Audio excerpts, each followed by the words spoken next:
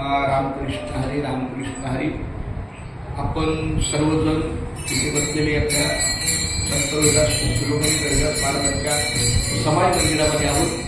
हे स्थळ आहे चिखलीटाळगाव आणि आपला नित्यक्रम आहे. पंढरीची वारी आहे माझ्याद्वारे आणि काही तीर्थवर्ष एका बाजूला भजन चालू आहे, परंतु समजा माझं पाठ नाही म्हणजे आपण रामकृष्ण लेखन करत असतो त्याप्रमाणे माझा 1 मिनिटाचा लेखनाचा भाग आहे आणि त्यानंतर मग माझा परिचय करून देईल.